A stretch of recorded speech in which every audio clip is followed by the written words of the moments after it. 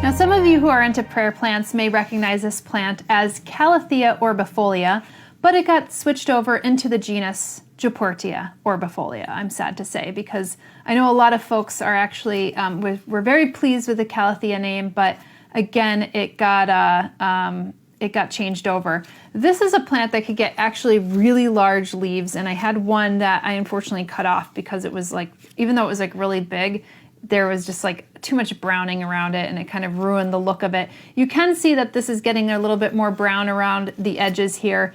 And sometimes I'm usually very good with being able to water my prayer plants with a little bit more of distilled water. I use actually almost exclusively distilled or sometimes filtered water with my prayer plants because I find that they are very sensitive to any type of hard water or anything with salts or minerals in the water. So you want to be a little bit more mindful of that. If you want to try to keep it as pristine as you possibly can, which is so hard to do, it is really hard, folks, then you'd probably want to give it a better chance with a little bit more of distilled water. So you'll see that I actually have this in a glazed ceramic.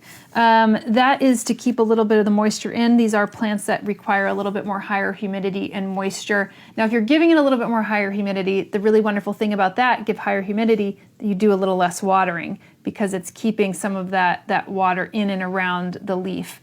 This is actually native to Brazil.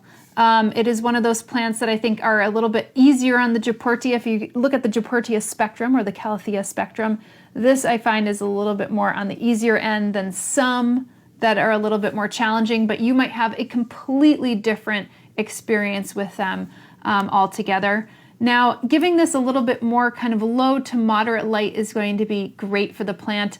I did a house tour that had a little bit of somebody who had a beautiful Calathea Orbifolia or Jaypurtia Orbifolia growing, and they had top-down light, and it just was looking super lush. So if you're somebody who has a skylight, good for you, because actually growing this and many plants under a skylight is actually going to be great for those plants. Fertilizing, like I said, it's very sensitive to fertilizer salts and things along those lines. So you want to be very gentle with the fertilizer. So even on a bi-weekly to monthly basis during the spring or the summer months, and you want to be able to give it a little bit more of like a 1-1-1 or a 10-10-10 or a well-balanced fertilizer. But I would say going a little bit more on the organic route because you don't want to over-fertilize these guys because, like I said, the more you try to fertilize, the more you put some of those high salts in, the more likely it's actually going to turn brown. Now, as far as pest pressures go, you may actually see thrips. You may actually see, if you stress it out at all, which stressing out these plants can be easy to do, then you may see some thrips. You may see some spider mites. It's just like par for the course with these guys. They're definitely a little bit more sensitive. But other than some thrips on mine, you might even be able to see a little bit of thrips damage on here. Maybe not this close. I have to be probably a little bit closer.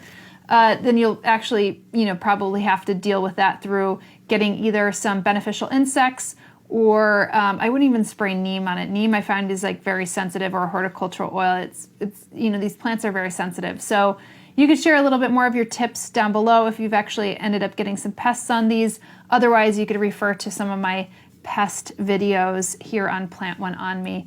But otherwise, really lovely plant. And I know a lot of you are into prayer plants. Not one of those ones that have a different color bottom. The bottom's quite bland, but it has really beautiful round orb-shaped leaves with a little bit of striations on it, which makes it quite beautiful.